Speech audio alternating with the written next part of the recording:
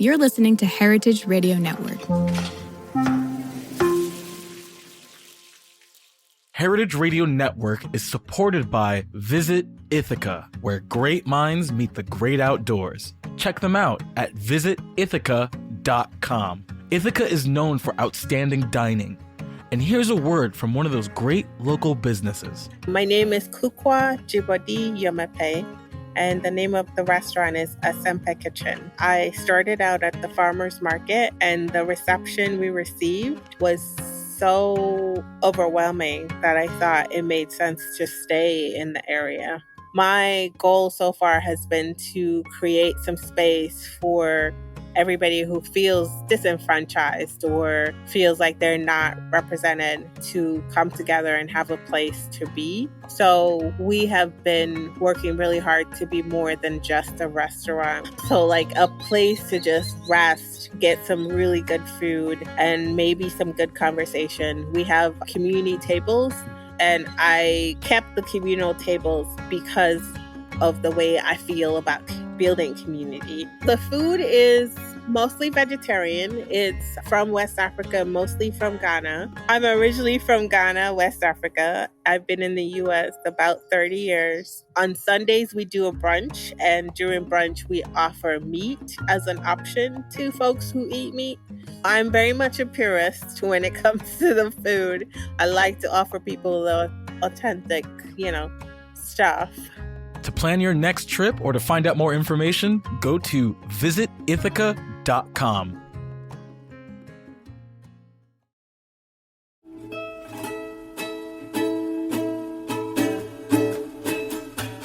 Welcome to Pizza Quest. I'm Peter Reinhardt.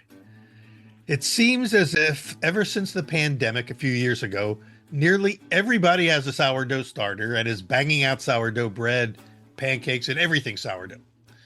Wild yeast fermentation is simply fascinating for so many reasons, and we're going to explore those reasons in this episode with our guest, author, baker, horticulturalist, ceramicist, jam maker extraordinaire, Sarah Owens, who is one of the major driving forces in this sourdough golden age. Sarah's James Beard award-winning book, Sourdough: Recipes for Rustic Fermented Breads, Sweets, Savories, and More, has just celebrated its 10th anniversary, and a new anniversary edition is out. In between the original and the updated anniversary edition, Sarah also wrote two other acclaimed books, Toast and Jam, Modern Recipes for Rustic Baked Goods and Sweet and Savory Breads, and Heirloom, Time-Honored Techniques, Nourishing Traditions, and Modern Recipes. She also moved west, young lady, from Brooklyn, New York, where she was the curator of roses at the Brooklyn Botanical Gardens for many years, while also operating her cottage bakery, BK17. And she now lives in Sonoma County, California, my old stomping grounds, where she does a lot of things, including trips to Lebanon to set up a bakery with Syrian refugees, which we'll hear all about. Sarah, welcome to Pizza Quest. Thank you so much for having me, Peter. This is a real honor to be with you today. Well, it's great. You and I go back a ways. I've got the new edition sourdough, and I also have my original old edition. In fact, when I got the original copy of sourdough, when it first came out in 2015, and shortly after that, you also spoke at the Johnson & Wales International Symposium on Bread, which I organized a few years later. But Yes. Now 10 years have flown by. And in the intro to the anniversary, it's hard to believe, isn't it? In the intro to the anniversary edition, you mentioned all the additions to the new version. So what are the major developments between then and now in the book and also in your life? Wow. Well, that's it's a good thing we have a whole podcast. We don't do short form. We do long form podcasting. Yeah. So as far as the changes in the book go, there aren't a lot, but in the 10 years, I've definitely come across many of the same questions. And so the adjustments in the anniversary edition are really in terms of trying to address those questions that are often asked, and then making a few clarifications around the questions, and also because the world has changed so much in terms of what ingredients we have available, and especially in terms of fresh flour, there are some further explanations about how to use some of that fresh flour um, in the recipes. So that's something that's becoming, I think, more of a topic. It seems like it's a hot topic in the baking industry, in the artisan baking Mhm. community, is this flour thing. I remember when the book first came out, there was already a movement of, local milling and, regionally specific grains and things, but it was still pretty small, like just like the bread movement was very small 30 years ago, and Mhm. then it started picking up traction. And another thing that happened in between also was the pandemic, kind of disrupted Exactly. everything. and Yes. then and then suddenly everybody on television was showing off their sourdough breads and this and that. And but that was was important, and here you are in the middle of all that. And then Mhm. we saw, and I think in the resource section of your book, I can hear my telephone ringing in the background. We're just going to let that happen. Um, but um, in the in the in the resource section of the book, there's a huge addition of pages of mills that Yes, were not in the first book, and that's, I think, was very significant. And as I was looking through the new book, and wow, I exactly. this question does come up a lot, and I'm sure it does for you. Is where can I get? You talk about using local flour. Where can I get it? And you've listed a lot of places that I didn't even know existed. Yeah, yeah. And every day I learn of a new one, especially being here on the West Coast. There's a lot of just small farms popping up, doing collaborations with small mills. And so I have a listing, a live listing on my website, ritualfinefoods.com. But I wanted the book to be able, I wanted people who are using the book to be able to flip to the back and say, oh, okay, I live in this state. Let me check out these resources. Right. If I don't have a resource close by, what can I do, to mail order if possible? So I think, as much as a resource section, I wanted it to also be inspiration to just start looking, start asking questions and making those connections. Even in addition to the small regional mills, I think some people are doing home milling as well. Do you ever grind your own flour? Yeah, so I'm very particular about what flour I grind myself and what I like to buy. But in terms of whole grain Yeah. milling, I do really appreciate milling the softer grains at home, like einkorn, Mm. oats, soft wheats. I like milling rye at home. On a slightly coarser setting. A lot of times with Yeah. rye, even if it's stone milled, it's often for me, for my preferences, milled a little bit too finely. I like a little bit of not coarse, but I like a little bit of texture in A my little text. I know I was going to say texture. It seemed like that was where it was headed. Uh, Mhm. in fact, let's talk about rye bread for a second, because we recently did an episode specifically about how Jewish rye bread is coming back. Yeah. Uh-huh. And but what do you think is going on there in that rye community? Are you also seeing kind of a burgeoning interest in rye as a, sort of, it never goes away, but sometimes it seems to come back like in cycles. Yeah, I do. And I love rye. When I was in New York, I fed my starter primarily with rye for about at least 5 years, if not seven. Sometimes, time just flies. Yeah. And I love I love the sort of the enzymatic character of rye and how it couples so well with the, sourdough fermentation. It's just it's a natural partnership. But in terms of rye bread, yeah, I mean, I feel like people are starting to discover the wide range of textures and flavors of rye.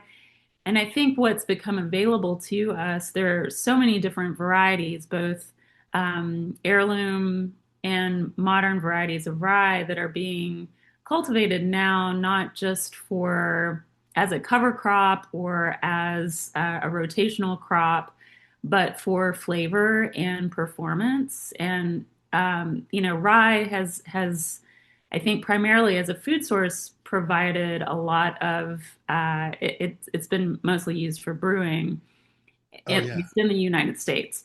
And so now we're seeing this whole new range of what's available to us in terms of rye texture and flavor and the different seasons that they're sown and harvested. And, you can get rye that has like spice profiles, cinnamon and clove. And I made a cake the other day with rye, and I brought it to a workshop I was doing at the California Wheat Commission. And everybody who tasted it said, "What's the spice in the cake?" And I said, "I didn't include any spice." Interesting. And they were like, "No, no, no. Yeah. You're not remembering something." I'm like, "No, really, it's Right, right, just right. the No, rye." no, it's built in. It comes with the rye. Yeah, yeah. So Wow, I that's think, interesting. Yeah. yeah, I think rye, an ingredient for bread, it has so many possibilities, and also for cakes and pastries as well.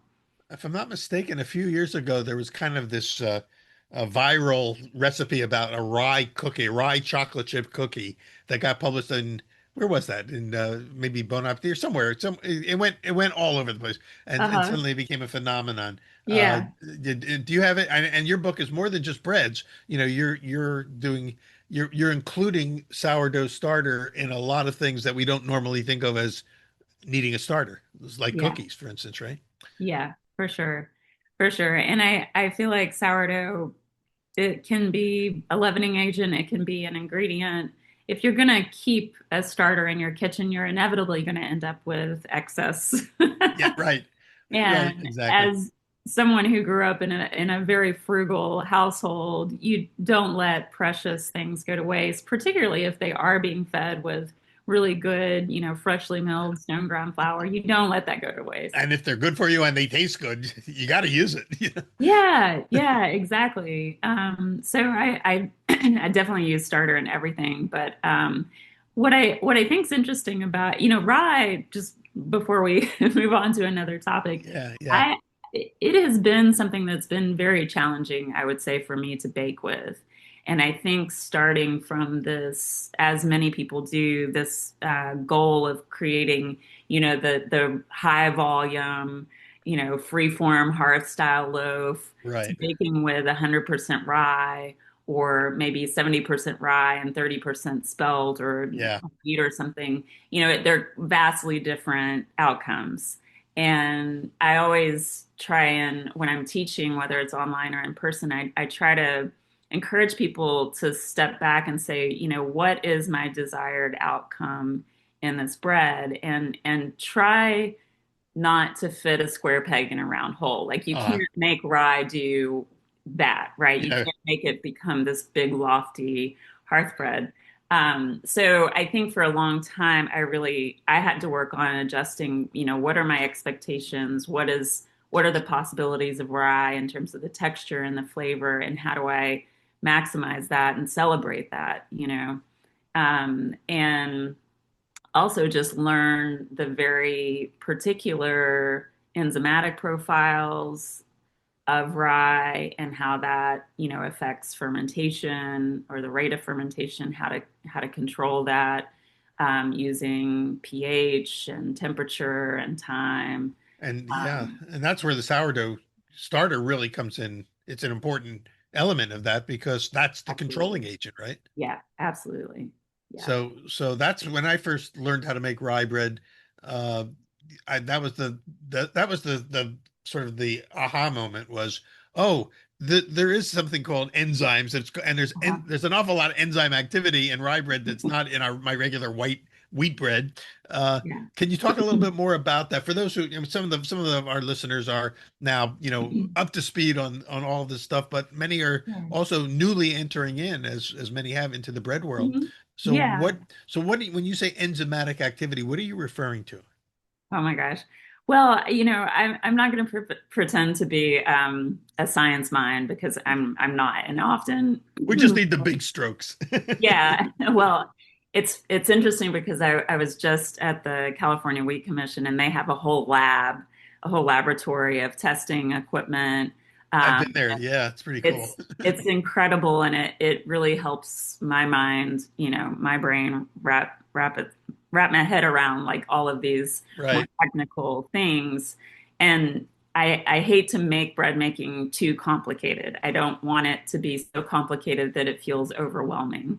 Um, but I think you froze for just a second. Sorry. Oh, I may have, yeah. Well, we're on Zoom. Real world enters into our podcast Yeah, sometimes, yeah. like my telephone ringing in the background. Right, exactly. So with enzymes, I feel like often with sourdough baking, we focus really a lot on the active nature of microbes, and that's of course very important. But enzymes, I would say, are just as important as our bubbling, active, living sourdough culture. Enzymes aren't alive, they're not living, That's are what, yeah, a lot of people don't realize that. I think they just assume that enzymes are like bacteria and yeast. It's another organism, but it's not.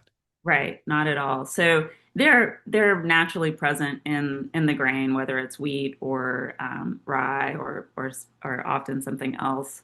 And when we allow there to be some sort of entry point, we often call it starch damage in the grain. And sometimes that's, just simply milling the grain and Yeah. combining it with water. We activate those enzymes. And the enzymes allow the conversion of starches into bioavailable sugars to the microbes. So it allows the microbes that are in our starter or hanging out on the grain itself or on the flour itself to be able to wake up and start their feasting. And when we have that feasting, we call that fermentation, and we have byproducts of fermentation. We often reduce that down to yeast and bacteria, but as we discovered in the symposium that you spoke of, there are many, many, 70 or plus species and subspecies Yeah. of microbes in one culture, sourdough culture. But all of these, microbes, they wake up and they begin feasting. And without that conversion, without the activity of enzymes, we can't encourage that. But on the other hand, if we have too much enzymatic activity, we run into, what we would call technical flaws in baking. So we'll get things like starch attack. Yeah, that was the big one. That was like the word that jumped out at me. I think Jeffrey Hamilton brought that to my attention years ago in his book, Starch Attacks. And that's the problem with my rye bread. They've been attacked. The starches have been attacked by enzymes.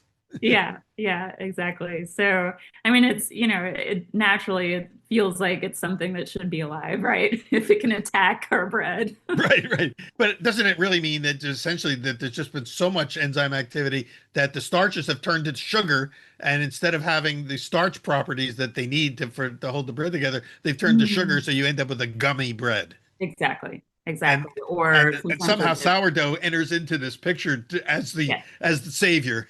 yes, with his cape, Right, flying right, into the kitchen. right. Da-da-da.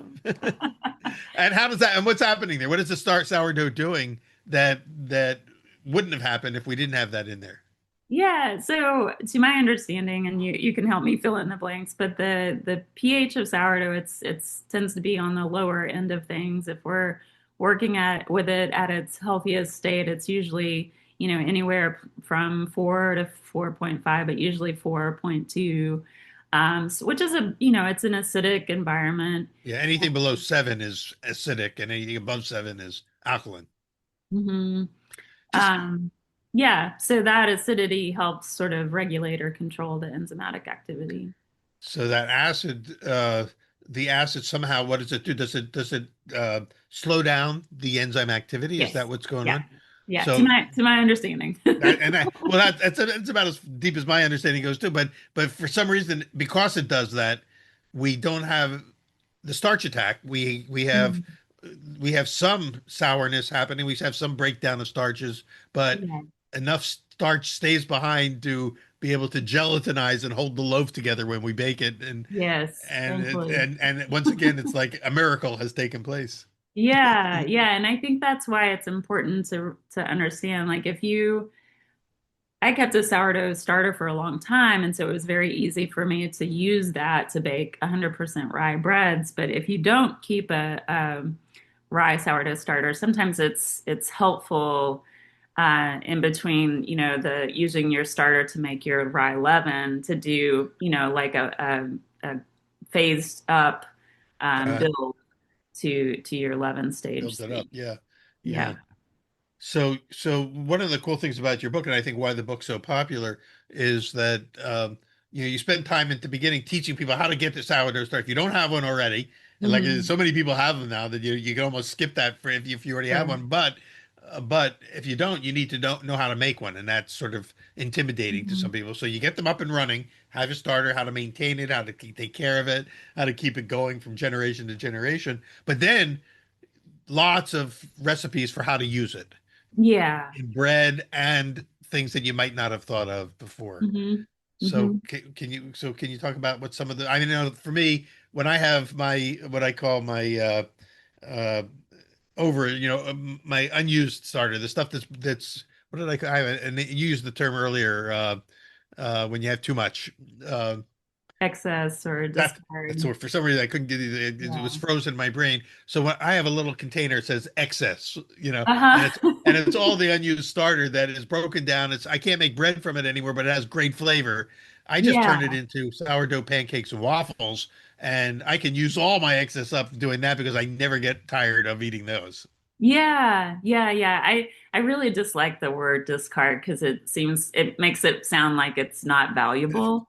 Right. Excess, I feel like is a good way to describe it. But That's yeah, it. when I first started baking, I had gone to a used bookstore and I picked up a copy of this little paperback written in the 70s, Adventures in Sourdough. And Oh, I it remember that. Yeah, had yeah. it had like all these recipes. It had very few bread making recipes and mostly like all these different, the first chapter was devoted to how to take your sourdough starter camping. It was very like, I was like, oh, I can really integrate this into my life. And so I wanted my first book, Sourdough, I wanted it to feel like an invitation to be able to use it in so many different ways. I mean, making a loaf of bread, if you are following the typical process of, feeding your starter, creating the leaven, creating the dough, retarding the dough, baking it the next day, it's a multi-day process, and it's a real dedication and commitment of time and resources. But I wanted my first book to really be an invitation to, And to this say, time. okay, I can use the starter, this bubbling jar of life, to make so many other things besides that, and really work it into my lifestyle. So, So, yeah, like it's kind of like in the old days, so to speak, the gold miners' days, the um, 49ers, and there's Howard Carter, the Alaskan guys who would, trade sourdoughs for, with the Indians, for furs and all.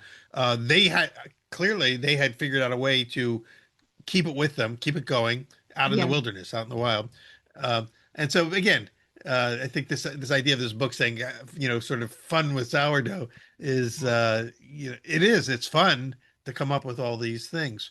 Can you talk about some of the other recipes in the book that you use sourdough starter in addition to the breads? yeah. So there's everything from tortillas to cakes to cookies to pie crusts. I mean, it just kind of it's biscuits. My mama's biscuit recipe. I use some sourdough starter to make biscuits. It's just it goes on and on. And the longer I use sourdough, or the longer I keep a culture in my kitchen, the more I use it for. And now I make roux and different types of gravies and things. And it's such a versatile ingredient. That when you think about it as this fermented flour, not just a leavening agent, you really like it's kind of sky's the limit. The challenging part, I think, is when you first start incorporating sourdough into recipes that don't traditionally include it. how much to use without affecting the texture, or sometimes if your starter has been hanging around in the fridge for too long, it can be very acidic, and that reacts exponentially greater with things like baking soda. So Yeah. how do I adjust the quick leavening, the chemical leavening like baking soda, baking powder, to accommodate the increased acidity of the starter? So there are, things that you kind of have to consider, but hopefully I've done that work for you. And you can Well, just, that's all explained in the book with, in other words, in the recipes. Did you address in the book what to do if your starter seems to be too acidic, too acidy, and you don't want it to be that sour, so to speak? yeah. So I in sourdough, I did not necessarily address that. In the fourth book that I'm writing now, Oh, there's breaking news here. yeah. Breaking news. You heard Yeah, it first. Sarah Owens is about to come out with her fourth book. I like to bury information. We've been talking for how long? Right. Well, we're famous for burying our leads here. Yeah. But no, I mean, I think that is something that I get asked a lot is, oh my gosh, I've been away for, 2 weeks on vacation, and now there's this liquid layer of something very strange and dark on top of my starter. What do I do? Or it's very Oh acidic. yeah, yeah, yeah. All these different troubleshooting things. So That's probably a good point, a place to focus right now, because there are sort of the top five things that people always ask about sourdough. So one of those is what about that liquid that's floating on top? Can you address that? the mysterious liquid. Well, that I love to drink. yeah, yeah, just take it as a shot. You'll be fine. Yeah, that's what I do with it. Yeah, so definitely, I mean, there's for the fourth book, there's going to be a whole troubleshooting section. Okay. For, starter, but also other things. But what I've been trying to encourage people to do when I've been teaching my classes is if you're going to take a break from baking or sourdough baking, or if you are traveling, to consider keeping your starter as a stiff starter. I call mine a stiffy. So taking some of your starter and creating as stiff of a dough ball as you can with fresh flour, and then burying that in a little sack of flour and putting that in the fridge. That's very Belgian. It sounds like the Daysum starter, right? That's how that was how I think it was Alan Scott was one of the guys who brought that concept. And you bury your starter in flour, which sounds also like what the gold miners used to do. Yeah, Daysum. Yeah, and when we were together at the symposium in 2019, I was able to meet a Daysum that Jennifer Lapidus keeps, Right. and She made a great version of that. Yeah. Yeah, and I started doing this intuitively, I think, before I was even aware of Daysum.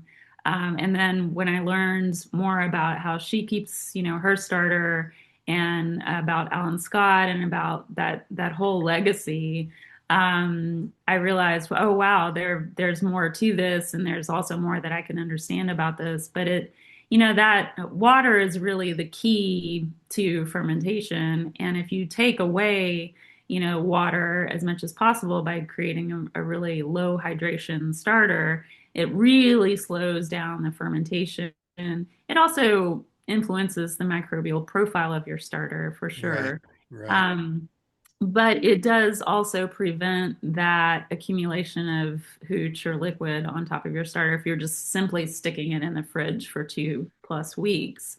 So that's how I like to now both travel with my starter, but also keep it dormant in the fridge while I'm away. Good idea. And That's a then good tip. bring it back to life. But if you are just, you have your starter in your fridge and you've forgotten about it, or you've not been using it and time just slips by, I always encourage folks to just do a really low inoculation feed. So discarding, as much as almost all of your starter, like leaving behind the scrapings, like 10 to 15 grams, right? It's all you need, just a little bit, huh? just a Yeah. little bit, and then really overfeed. So feed it, 50, 60 grams of water, 50, 60 grams of flour. And that, after a couple of feedings, usually takes care of that acidity issue. Interesting. So yeah, so you kind of scale it back down and then bring it back up, but Yeah. more flour and less starter to act as the seed for the next round.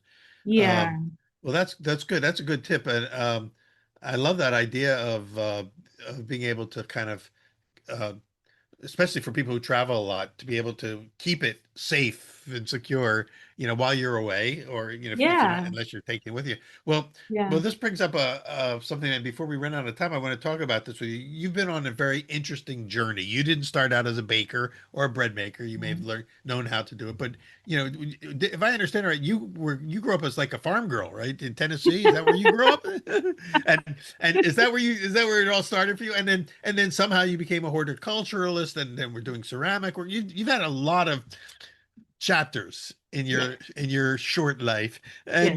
And so can you talk a little bit about the journey you've been on? Because I'm really interested in how someone, kind of grows into becoming who they are. Yeah. Well, yeah, I grew up in Appalachia. I grew up in a pretty rural setting. I say I grew up a little feral. My Feral. parents, my Wait, parents I would feel like born on a mountaintop in Tennessee. yeah. Yeah. I mean, I grew up not far from where Dolly Parton grew up. Ah, And my parents would literally, they would, open the door, let me out. We lived on 130 something acres, mm. and I was to come home when I heard the car horn or the dinner bell. And usually it was the bell first, and if I didn't come back quick enough, then I'd start hearing the car horn. Wow. That was my time to really connect with the natural world. So, instead of playing video games, I was building dams in a creek or catching crawdads or chasing salamanders. My Oh mom my God. called me a stump digger because I'm always like looking under stumps or rocks. This See what, sounds like the opening scene in Tammy. Did you ever see the movie Tammy? no, but With Debbie Reynolds back in the 1950s, oh you wow. described what you just described is like the opening scene of Tammy. Yeah.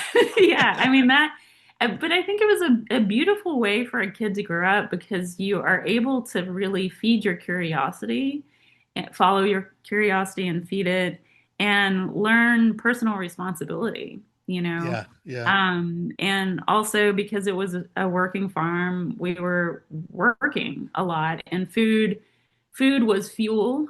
It was high calorie often.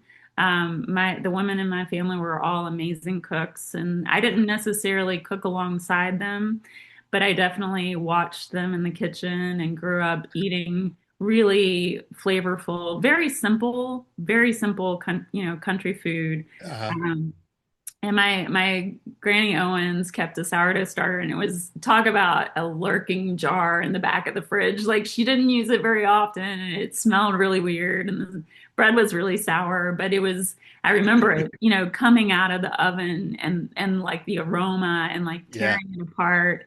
And it was such an intense, sort of sensorial experience for me as a kid. Um, and I didn't really think much about it at the time until I started baking with sourdough, and I was like, "Oh yeah," Right. But It's that's funny how, how those seeds are planted, in our yeah, youth, and then they flourish years later. yeah, exactly. So that's kind of that. I grew up very close to the land, very close to the seasons. And then, of course, one of my first jobs was on a landscaping crew, and then my second job was in a pizza kitchen, and Oh, we would. It was called Big Ed's Pizza in Oak Ridge, Tennessee. It's legendary, and we would, it was an open kitchen, and we would throw the pizza crust, and everybody was like, it was a show. And it was a wonderful place to learn how to make pizza. I think the hydration of the dough had to be like, I don't know, 60% or something. It was like yeah. very That's low a hydration, very strong, tight dough. Yeah. super strong. We had these rollers that we would run the dough through first Oh, to stretch it out, yeah. and then we would, toss it. It was That's it was quite an experience.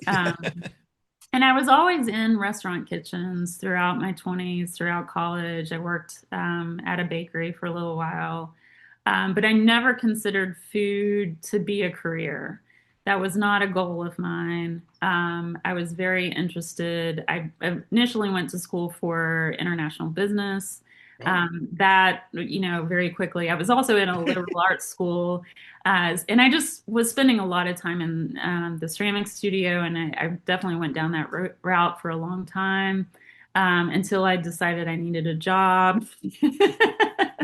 well, was this all still back in Tennessee, or was this where you moved on to another This location? is in Kentucky. I went to Oh, college in Kentucky, oh, Louisville, okay. Kentucky, which is an incredible town for the arts, both music, performing arts, and also just all kinds of arts. And I felt very supported in a ceramic career for quite a few years. I did move back to Tennessee and built a studio and realized quickly that, especially in my 20s, being very isolated in a studio for 12, 14 hours a day, and then occasionally going out to different parts of the country and doing shows, it was a little too insular for me at that time. Uh-huh.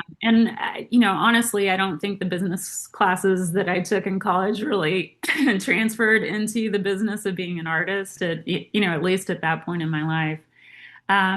But I decided to go back to school for horticulture, and that's what led me Uh, to New York City, where I lived and worked for 12 years as both a horticulturist and then started baking. And the baking was really a result of needing to make some lifestyle adjustments to, really make the food that I was consuming more digestible. At the time, I was having some difficulties, and that really led to just a deeper understanding of our food system. And thankfully, at that time when I started a side business, I did it through the Grow NYC green market system, and they require that it's the percentage has changed, but they required at the time, I think you had to use 10%, really low number of locally grown or produced ingredients. oh, I see. Yeah, yeah, And I was like, I don't, I was a horticulturist, but I was like, really? Does New York even grow wheat? Like, is that even possible? yeah. That's right. And Isn't it? it sent me down a whole path of really understanding, like, how is wheat grown? How is it harvested, cleaned, milled, and how does it end up in the hands of, the consumer or the baker? Right. Um, and that completely changed the way that I bake. And so when I wrote Sourdough, my first book, at the time, freshly milled flour was just kind of starting to come online. Right. And I was really beginning to understand that flavor could come from flour. Now that's really the palette that I love to play with is, the flavor from the grain. But when I was writing sourdough, I was playing with all kinds of ingredients, like using beets to make bread or squash or sweet Right. potatoes and pureeing that and Right. adding it. Building the flavor in. Yeah, exactly. And so, thankfully our food system, it's still very industrial, I think, but we have so many options now if we can afford them. Yeah. But this is fascinating that you kind of like just sort of almost organically in a sense kind of drifted into that, started a little cottage bakery, right? Out of baking these loaves right out of your home oven, if I'm not mistaken, right? I started, yeah, at home and very quickly realized that was not sustainable. And I moved into a commercial kitchen and Ah, then very shortly after that to a wood-fired oven in a pizza kitchen. oh, And it was kind of remarkable. It was in the neighborhood in Brooklyn, and just left me a key, and the people at the kitchen manager at night would rake all the coals to the middle of the oven, shut the door, and this was like around midnight, I would make the dough usually in my kitchen or the commercial kitchen and then put it on. I had a trailer for my bike. So I Uh-huh. put it in the trailer, either in big tubs. Usually I would shape it once I got to the restaurant. Uh-huh. I would stoke the fire, shape the dough, final proof it, and then bake it off in this wood-fired oven before the sun came up. That's This is when I that's had a amazing. lot of energy. Yeah, right. This is the during the young phase of our life, when we can do stuff like that. But Yeah, but yeah. but that's how it starts, and it may not be sustainable for years and years and years, but that's how it began for Jennifer Lapidus too, Yeah. baking, in this little. In her case, her oven was in her backyard, but it's the same Yeah. idea. Um, it was really generous of this pizzeria to let you come in and use their oven while they weren't, making pizzas. Yeah. Yeah. All they asked is that I leave some extra bread and Uh-huh. that I pitch in occasionally for wood. And they always made sure I had plenty of wood and I always made sure they had plenty of bread. Is that pizzeria still going? Is it still in operation in Brooklyn? As far as I know, it's a good question. It was Toby's Pizza in what we would call, what at the time we called South Slope. I don't know if it's still Oh, called that uh-huh. or not. Yeah. Is that anywhere near Park Slope? It is. It's closer to Sunset Park. Uh-huh. Um, yeah, Well, but it was well, if any of great. you are listening from there, thank you. Yeah, This yeah. is cool. That's kind of the thing I think about New York and Brooklyn specifically is there's always somebody that's willing to collaborate. There's always somebody that's like, you know what, this could be really good for our neighborhood, our community. Like, let's make it work. How did Um, you how did you sell the loaves then? What was the way that you were able to, after you baked them, where was your market? Yeah, so I started off with my community CSA. So I Ah, just created what I called a CSB, and this was like maybe 2011, I think. I got a business license and, cool. yeah, a tax ID number, and I felt really, But excited. it's all just a one person show though. You did all this. Wow. Yeah, eventually, when I moved to Rockaway Beach in 2017, I changed the name of my bakery from BK17 because I was on 17th Street in Brooklyn Oh, I to see. Yeah, yeah. Ritual Fine Foods because Rockaway's in Queens. And so when I moved it there, I did start taking on apprentices and working with people who were really interested in learning about sourdough fermentation. But that was kind of here or there. Maybe they would come hang out for 2, 3 months at a time. And but for the most part, it was a one person show. And yeah, it was And what were you baking? What kind of breads were you baking? Was it just a straightforward sourdough, or was it other things? definitely other things. So what I Zoom has let us did. down. What I did is in terms of the subscription was every week I would send out an email, 3 days in advance of getting the loaf, and I would describe, here are the flours, here's where they come from, here's the flavor profile of this loaf, here are some serving suggestions.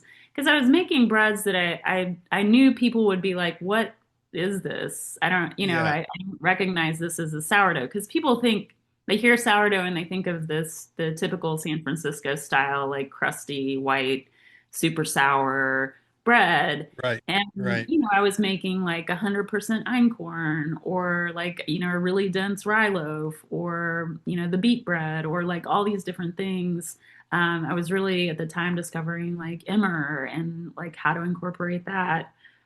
And so I was really trying, I think at that time to not just bake for my community, but to really, help spread awareness about, the potential of sourdough and what it can do and how many different types of breads you can make with it that sort of defy what at the time we thought of, sourdough, the definition of sourdough. Well, what I love is that it all happened very organically. It's a one-person show. Mhm. It grew. You were able to take on other people to work, and then at some point it grew. You started writing books. You brought in some of your Yeah. artistic talent, and ended up writing a book and becoming sort of, you know, uh, a global figure. H- When did you decide to move to California, and why did you leave Brooklyn, which was such a great incubator for you? Yeah. What was the draw to California? Yeah, that could be a whole other podcast Yeah, episode. I guess so. Yeah, I mean, and somebody who lived there for I lived in Sonoma County for 20 years. I hated to Mhm. leave, frankly. It's kind of like the Garden of Yeah. Eden for people that are in the food world. So I could see Yeah, why it would be a magnet, and I don't know how definitely. much you can talk about today, but maybe headlines or teasers for the next time you're on. Yeah. Well, I think that the thing about New York City is it was definitely my launching pad. It was definitely a place where I could flourish in so many different ways in terms of my creative pursuits, my curiosities. I was working full time at the Brooklyn Botanical Garden when I started this baking venture. Um, I was quite honestly just working too much. And I think that sometimes, certain personality types like mine, um, work is really a way to kind of bury yourself. Uh, It's really easy to get caught up in the responsibilities that we create for ourselves. And it's a way to feel good about, your accomplishments and all of these things. And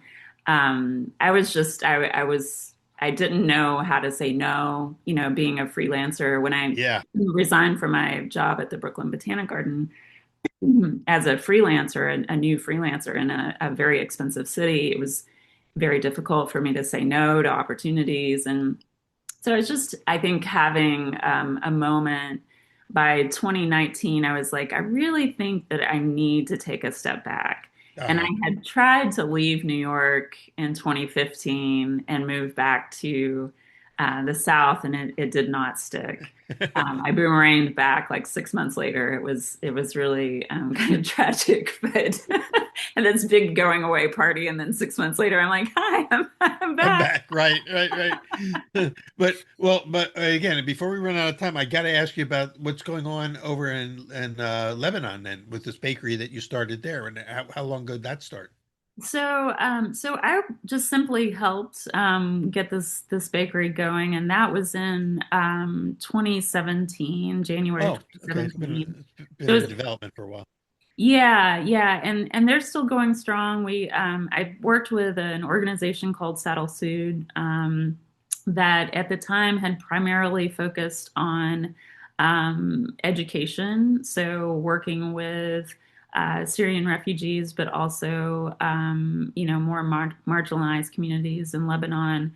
And particularly young girls or young women who all of a sudden needed to be able to work outside the home, needed to be able to, read and write in ways that had not been, that kind of education had not been accessible to them previously. And so the bakery started sort of as an arm to this more educational part of the organization.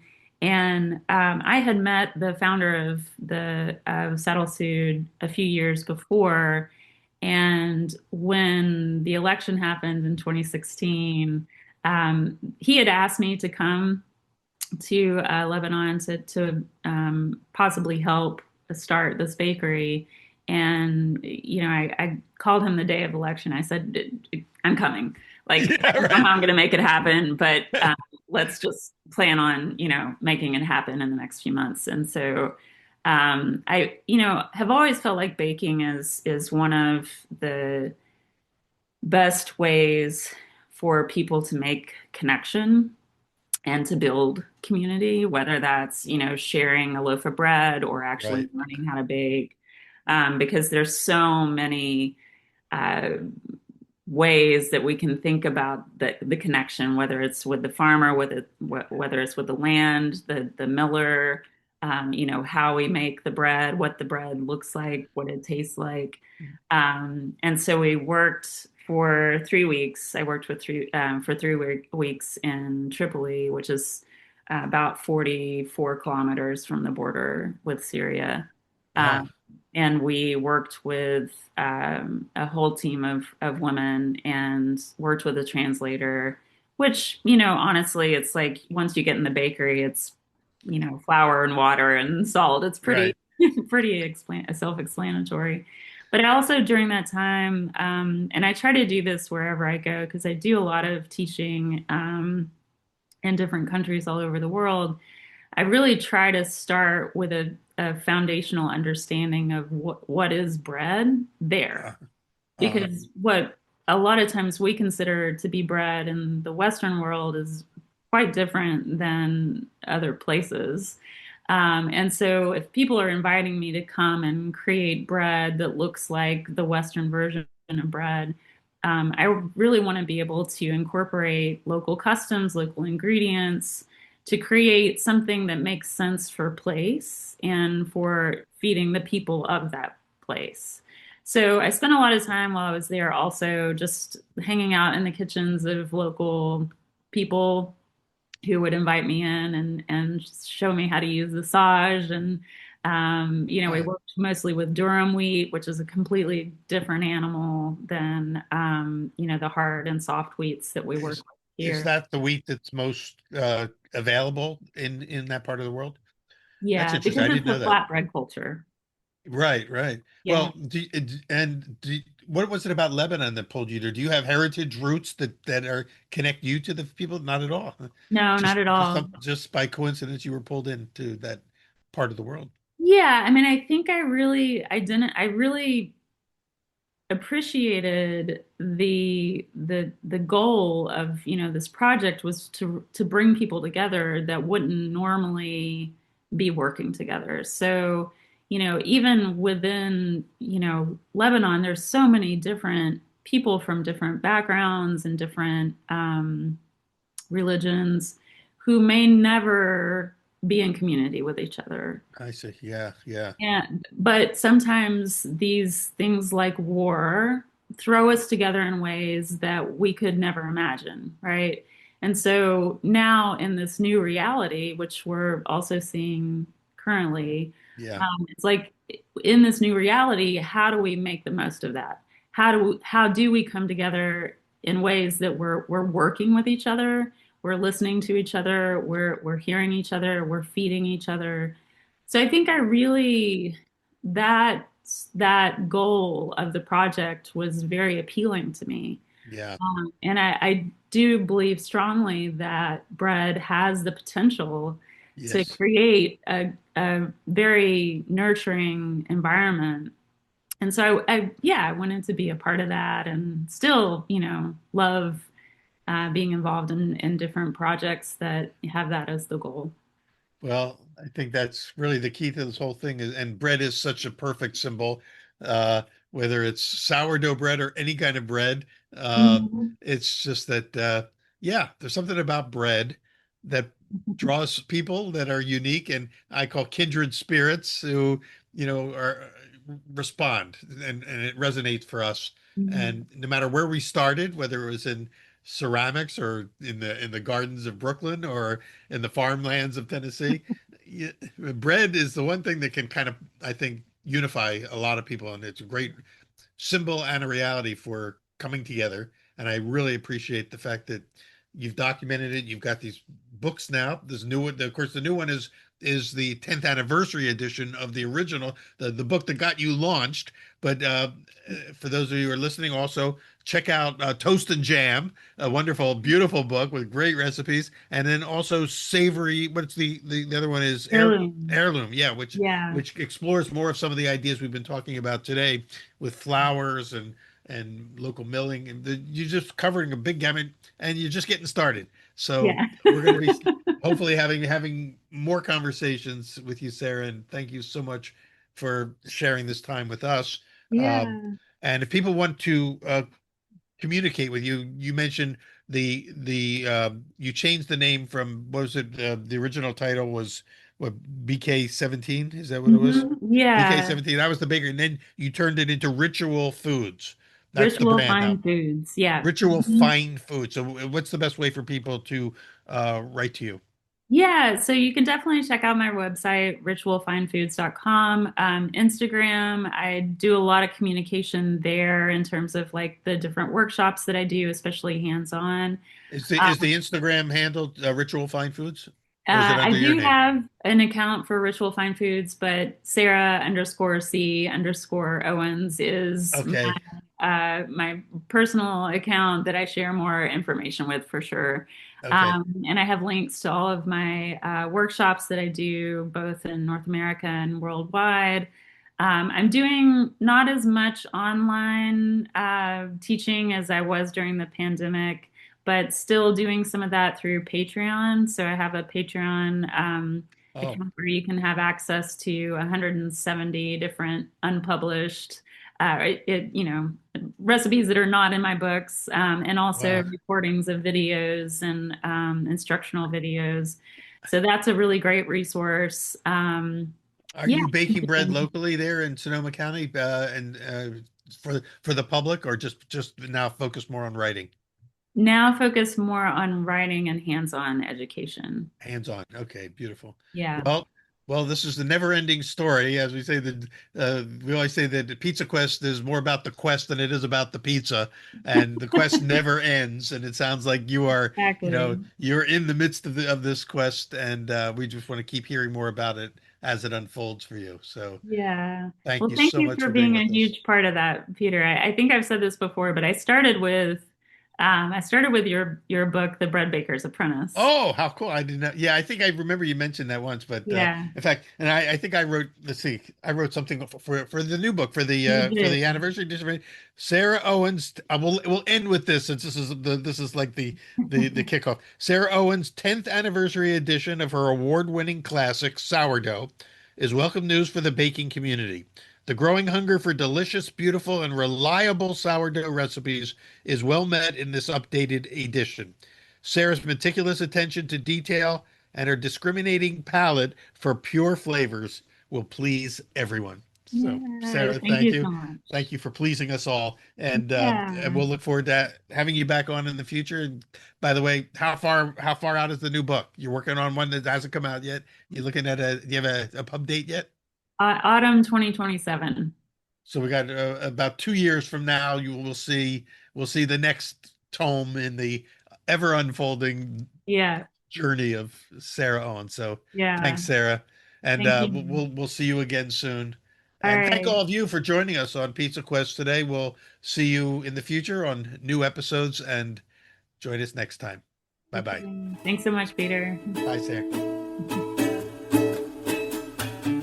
Thanks for listening to Heritage Radio Network, food radio supported by you. Keep in touch at heritageradionetwork.org/subscribe.